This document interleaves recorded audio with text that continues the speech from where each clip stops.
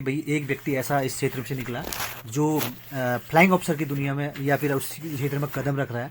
आपको ढेर सारी शुभकामनाएं, सज्जन लाल मेमोरियल सोसाइटी परिवार ढेर सारी शुभकामनाएं देती है।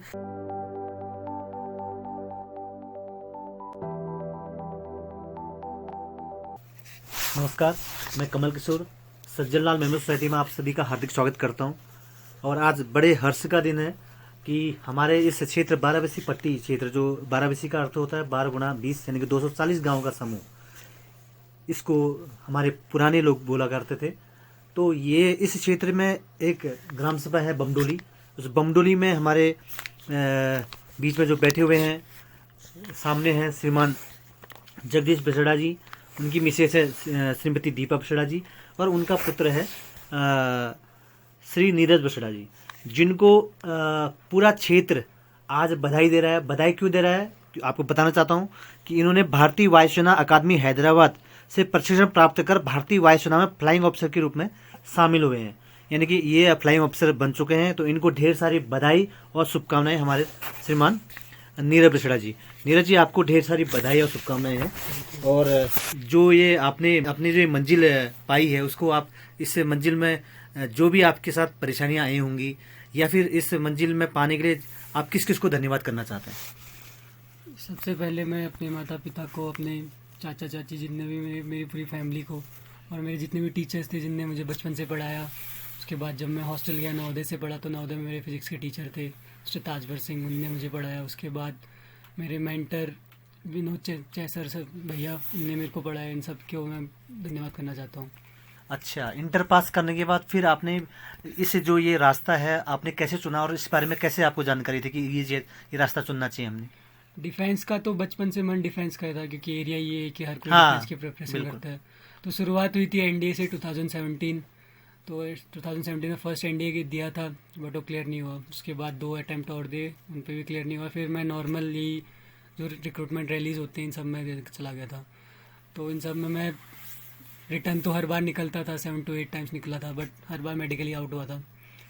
फिर उसके बाद जब बहुत बार मेडिकल आउट होने के बाद ये लग गया था कि अब छोड़ देना चाहिए, डिफेंस नहीं है भाई, अब मेडिकली अनफिट कैटेगरी है तो नहीं करना चाहिए। यानी कि आपने इंटर पास होने के बाद एनडीए की तैयारी में आप प्रॉपर लगे रहे, और उसमें काफ़ी जो भी आपको लगा कि ऐसा नहीं निकल पाएंगे, तो उसमें फिर आप फिर भी हिम्मत फिर भी आपने बांधी रखी।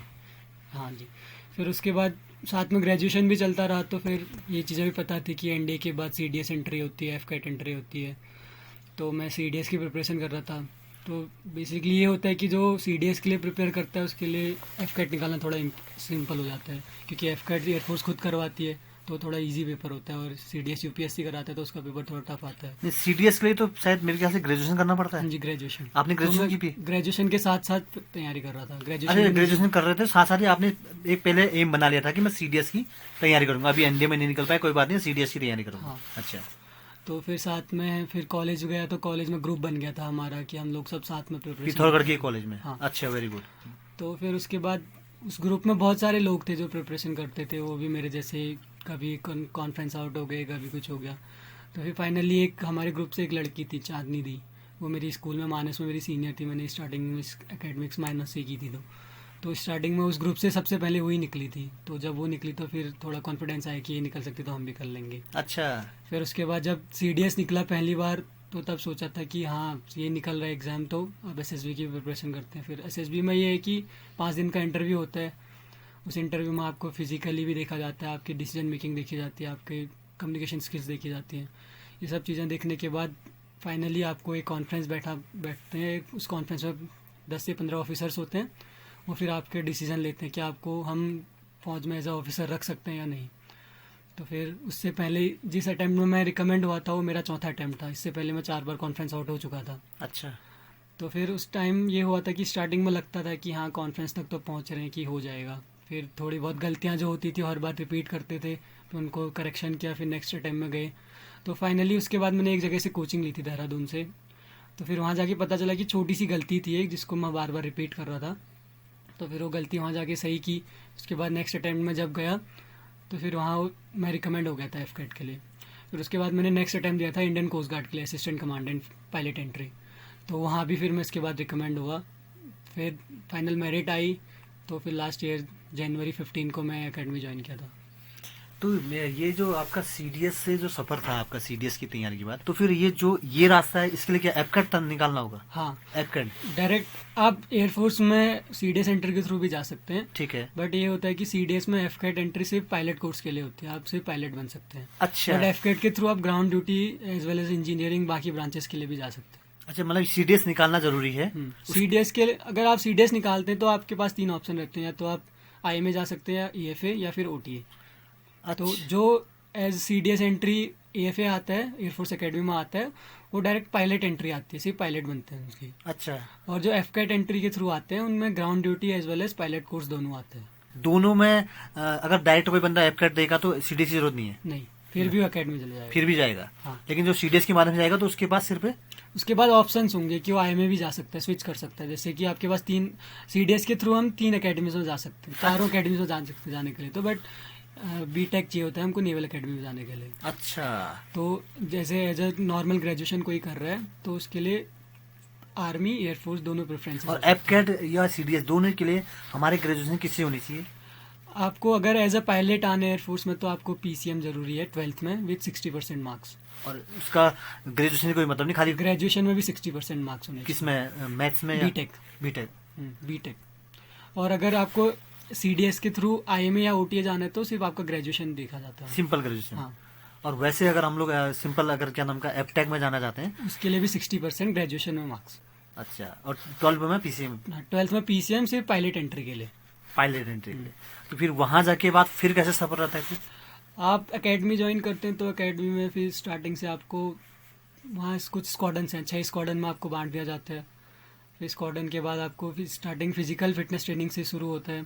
मतलब ये एक ऐसा प्रक्रिया है जो शायद वहां जाने के बाद तो हर कोई समझ जाएगा। वहां जाने के बाद एज सिविलियन से आप एज अ ऑफिसर या एज अ फौजी कैसे कन्वर्ट होते हैं वो प्रोसेस वहाँ का अलग है। वो अच्छा, नॉर्मली हर कोई हो जाता है। अच्छा। फिर अगर आप एंट्री में देखते हो तो वहाँ एयरफोर्स अकेडमी में 3 एंट्रीज आती है एक साथ में। एक पायलट कोर्स आता है, एक ग्राउंड ड्यूटी ऑफिसर्स कोर्स आता है, और एक इंजीनियरिंग कोर्स आता है। जी जी।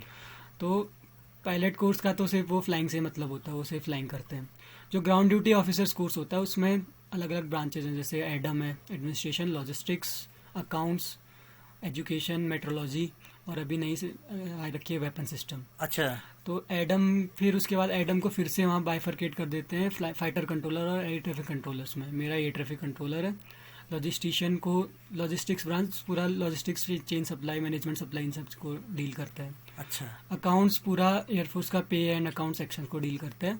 मेट्रोलॉजी जितने भी हमारे मौसम से रिलेटेड जितने भी इंपॉर्टेंट चीज़ें हैं जो हमको फ्लाइंग के लिए चाहिए, किसी भी फ्लाइंग बेस में होनी चाहिए, तो वो सबको डील मेट्रोलॉजी डिपार्टमेंट करता है। एजुकेशन, ये जितने भी एयरफोर्स स्कूल होते हैं या इंस्ट्रक्टर ऐसी चीज़ें होती हैं वो एजुकेशन रिलेटेड सारी एजुकेशन ब्रांच देखता है। मतलब अगर मैं यहाँ पर जब जितने भी ऐसे युवा बच्चे हैं तो जो युवा हैं जो अपनी इस फ्लाइंग ऑफिसर के लिए जो रेस में है, या फिर आपका सीडीएस की रेस में है, या एनडीए की रेस में है, तो इनका जो कहना है, और आप शायद नेट से भी जानकारी ले सकते हैं, तो जो लोकल के गांव के लोग हैं उनको भी बताना चाहता हूँ कि जो एनडीए के लिए उसके लिए तो 12th में 60% होना चाहिए।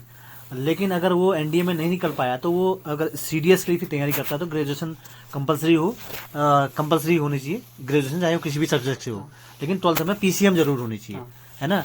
और अब एफकैट के लिए अगर आप पायलट कोर्स के लिए जाते हो तो तब आपको 12th में पीसीएम चाहिए, बाकी ग्रेजुएशन किसी भी स्ट्रीम में चलेगा। अच्छा, अगर वो पायलट स्ट्रीम नहीं लेता है, माना ग्राउंड ड्यूटी आता है तो एज अ आर्ट्स बैकग्राउंड वाला 12th में आर्ट्स बैकग्राउंड है और ग्रेजुएशन में 60% है, फिर भी जा सकता है। तब भी जा सकता है। हाँ। ठीक, ये बहुत बड़ी बात बोली। ये इस बारे में थोड़ा सा ध्यान रखना कि जितने भी युवा लोग हैं, कहना चाहता हूँ कि एफकैट निकालने के लिए जरूरी, अगर फ्लाइंग ऑफिसर के रूप में जाना है तब तो आपको 12th में पीसीएम की जरूरत है।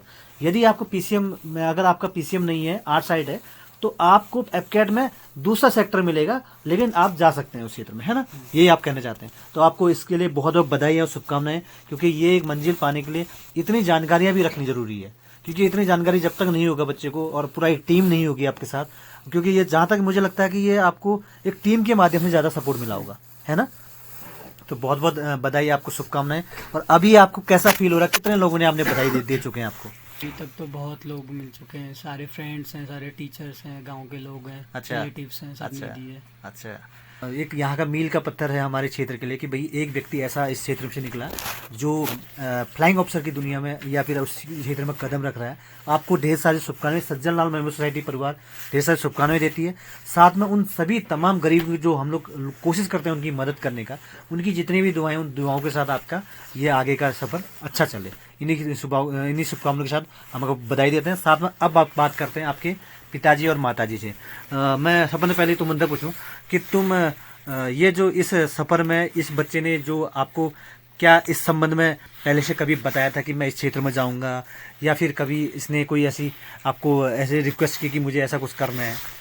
सर बचपन से इसकी शौक थी कि मैं एयरफोर्स या नेवी में ज्वाइन करूँगा। अच्छा, मतलब ये इसका कहने का था कि आर्मी क्षेत्र में जाऊंगा ना, इसका चॉइस ये थी कि या तो मैं नेवी में जाऊंगा या तो एयरफोर्स में जाऊंगा। ठीक, यानी कि मतलब एक कुल मिला के ये एक रक्षा के क्षेत्र में जो भी हमारा चाहिए, तीनों सेना हमारी रक्षा के क्षेत्र में काम करती है, तो उस क्षेत्र में जाने का इनका पहले से सपना था। और हमारा इस क्षेत्र में अधिक से अधिक लोग फौज में जाते हैं, लेकिन फौज के साथ अलग से भी जो अन्य ऐसे जॉब हैं जो की जा सकती है, जैसे आज इस बच्चे ने किया, तो उसके लिए आपको शायद बहुत लोगों की बधाई आई होगी और बहुत लोगों का आपको आशीर्वाद भी मिला होगा, बहुत लोगों ने दुआएं भी दी होंगी। पूरे क्षेत्र ने दे रखी है। अरे वाह, मेरे को अच्छा, आशीर्वाद भी दिया और बधाइयाँ भी दी। और आप कैसा फील कर रहे हैं आज बच्चे का इस मुकाम? बहुत खुश हूँ। और आपको एक बताना चाहता हूँ कि इनके 3 बच्चे हैं, जिनमें से सबसे बड़ी लड़की है पूजा बिश्रा। वो अभी ग्राम विकास अधिकारी जो राजस्व विभाग के अंतर्गत आता है उसमें वो ज्वाइन हो गए थे। वो भी बहुत अच्छे पढ़ने में थी और उन्होंने अपना मुकाम वहाँ पर हासिल किया। और दूसरा लड़का इनका मोहित बछड़ा जो इनके साथ गांव में दुकान संभालते हैं। और तीसरा लड़का जो सबसे छोटा है नीरज, और जो आज फ्लाइंग ऑफिसर बन के पहली बार सोसाइटी में, अभी घर भी नहीं पहुंचे हैं, अभी जस्ट हम नाइट को ये शूट कर रहे हैं। आज 19 तारीख को हम शाम को अभी ये शूट कर रहे हैं कि अभी भी ये घर नहीं पहुंचे, रास्ते में है। जस्ट उन्होंने कहा कि सोसाइटी में आएंगे, स्पेशली बैठेंगे, उसके बाद ही हम आके फिर अब घर को जाएंगे। तो गांव यहाँ से थोड़ा सा 1-2 किलोमीटर और अंदर को है ग्राम सभा बमडोली, जो ब्लॉक कनालिसना, जिला डिस्ट्रिक्ट पिथौरागढ़ और उत्तराखंड के अंदर पड़ता है। हमारा जो डिस्ट्रिक्ट है जो पड़ता है पिथौरागढ़, वो बॉर्डर एरिया में पड़ता है, जहाँ पर 2 सीमाएं जुड़ती हैं, नेपाल और चाइना की। अब मैं तुमने पूछूं, तुमने जब ये पहली बार जब निकली वो बार तुमने अंदाजा चाहिए क्या मन निकल गया? फिर क्या अंदाजा चली? फिर बाद पे कहले बता सी फिर इससे निकल ली गई? फिर ये तो बता दी। अच्छा, ये ले बताए कि मतलब ये मन निकलनी हो। चलो, और तुमन कतु खुशी मिल रहा है? मैं बहुत खुशी मिल रहा है। और तुमने जब इष्ट देवताओं का आशीर्वाद, गौ वालों को आशीर्वाद, जो तुम्हारे बुजुर्ग हैं जो तुम सबन का आशीर्वाद आज ये चोल यहाँ तक पहुँच गई। और लड़की भी आपकी मतलब जो ठुलवेल चेल से वो अपन मुकाम हासिल कर रहा है। एक चोल से जो तुम्हारे जगह घर में अपन उस देखभाल कर नहीं, तो तुम इन नंतन ने आज तक कब के कोची की मैं इस कारण से या उस कारण से कब? नहीं, मेरे को कुछ नहीं बताता है, खुद ही करता है। अच्छा, खुद ही अपने हिसाब से कर? हाँ, अपने हिसाब से। चलो ठीक से, तुमन बहुत बहुत बधाई से। और इतने गाँव के दुआओं के साथ हमारे उत्तराखंड की देवभूमि में हम लोग रहते हैं, तो निश्चित है हमारे हर घर में हम लोग अपने इष्ट को पूजा भी करते हैं। तो उस इष्ट की दुआओं के साथ आप लोगों को ढेर सारी बधाई, शुभकामनाएं कि आप लोग सदा सुखी व स्वस्थ रहें। सज्जन लाल मेमोरियल सोसाइटी आपको बहुत बहुत बधाई देती है, शुभकामनाएं देती है और उम्मीद करती है कि भविष्य में आपके साथ अन्य जो और भी बच्चे आज जुड़ेंगे उनको भी आप ऐसे प्रेरणा देते रहें, ताकि वो नई नई रास्ते तय करें और नए नए लक्ष्य को आगे बढ़ते रहें। बहुत बहुत बधाई।